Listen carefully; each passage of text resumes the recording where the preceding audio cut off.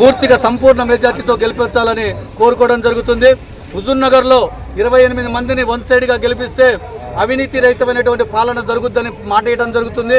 ఎటువంటి భూదందాలు, ఇసుక దందాలు, ఎటువంటి దందాలకు తావు లేకుండా పరిపాలన మొత్తం పరిపూర్ణంగా జరుగుద్దని పట్టణ ప్రజలకు ప్రమాణం చేయడం జరుగుతుంది.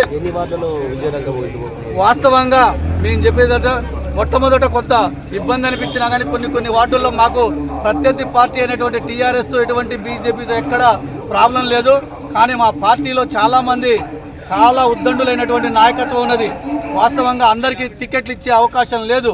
ఎందుకంటే ఒక్కొక్క వార్డులో 4 బలమైన అభ్యర్థులు ఉన్నారు. సామాజిక పరంగా కొన్నిసార్లు ఎవరికైనా ఒకటే టికెట్ ఇవ్వాలి, మిగతా ముగ్గురిని శాంతపరిచే అవకాశం లేదు. కాబట్టి వారికి గౌరవ మంత్రివర్యులు ఏం చేశారంటే ఒకరికి టికెట్ ఇస్తే కొంతమందికి నామినేట్ పోస్టులు కూడా అలాట్ చేస్తా అని చెప్పారు. కానీ కొంతమంది మనోభావాలతో ఒక 5-6 చోట్ల కొంత ఇబ్బంది జరిగింది.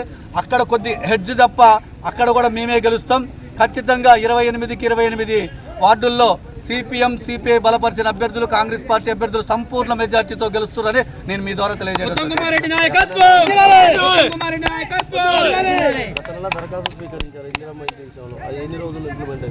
వాస్తవంగా ఉత్తమ్ కుమార్ రెడ్డి గారి మానస పుత్రిక గుట్ట దగ్గర ఉన్నటువంటి ప్రభుత్వ భూములని ప్రత్యేక జీవో తీసుకొచ్చి దేవాదాయ శాఖ నుంచి 250 కోట్లు మంజూరు చేసి 2012లోనే అప్పుడు కేంద్ర మంత్రి వాళ్ళు చిరంజీవి గారు, బలరాం నాయక్ గారు, సర్వే సత్యనారాయణ ద్వారా చాలా బ్రహ్మాండంగా ప్రారంభించడం జరిగింది. దాన్ని ఏ విధంగా అయితే 2012లో ప్రారంభించేసి సంవత్సరంన్నరలో 80% పనులు పూర్తి చేసిన తర్వాత కేసీఆర్ చెప్పినటువంటి మాయమాటలతో తెలంగాణ ప్రభుత్వం 2014లో రావడం జరిగింది. ఆ తర్వాత ఆ 80% పూర్తయినటువంటి ఇళ్లను గతంలో ఉన్నటువంటి ఎమ్మెల్యే ఉత్తమ్ కుమార్ రెడ్డి గారికి ఎక్కడ పేరు వస్తుందని 10 సంవత్సరాలు కూడా వాటిని డంపింగ్ యార్డు, కరోనా సమయంలో శవాలను మోసించినటువంటి పరిస్థితి మనం చూసాం. నేనే పట్టణ పార్టీ అధ్యక్షుడిగా ఉత్తమ్ కుమార్ రెడ్డి గారు ఎంపీగా ఉన్నప్పుడు అఖిలపక్ష పార్టీ నాయకులందరినీ తీసుకుపోయిద్దారు. మీరందరూ చూశారు, మీడియా మిత్రులు. అక్కడ ఉన్నటువంటి డంపింగ్ యార్డు తొలగిచేసి దాదాపు డంపింగ్ యార్డు తొలగించేయడానికే 40 లక్షల రూపాయలు కేటాయించాల్సి వచ్చింది మున్సిపాలిటీ. అంటే వాళ్ళు అక్కడ ఎంత విధ్వంసం సృష్టించారంటే బీఆర్ఎస్ ప్రభుత్వం అంత విధ్వంసం సృష్టించారు. అలాంటి విధ్వంసాన్ని నుంచి గట్టెక్కి ప్రజలందరూ కూడా టీఆర్ఎస్ మీద ఉన్నటువంటి వ్యతిరేకతను గుర్తించి కాంగ్రెస్ పార్టీ అయితేనే ప్రజలకు న్యాయం చేస్తుందని గుర్తించి మొన్న పోయినటువంటి 2 సంవత్సరాల్లో కాంగ్రెస్ పార్టీకి సంపూర్ణమైనటువంటి మెజార్టీ ఇవ్వడం జరిగింది. ఎప్పుడైతే సంపూర్ణమైనటువంటి మెజార్టీ ఇచ్చారో ఇచ్చిన నెల 15 రోజుల్లోనే సంబంధిత శాఖ అయినటువంటి పొంగులేటి శ్రీనివాసరెడ్డి గారిని తీసుకొచ్చి 70 కోట్ల రూపాయలతో వెనువెంటనే పనులు ప్రారంభించారు.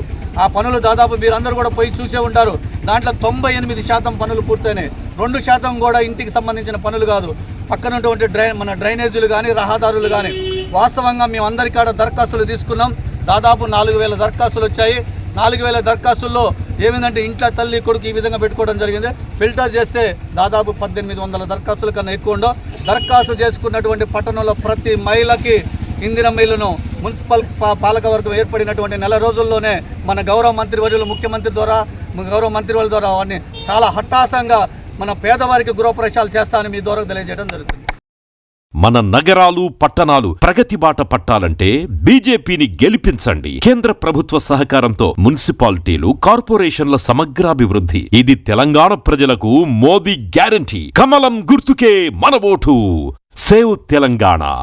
Vote for BJP.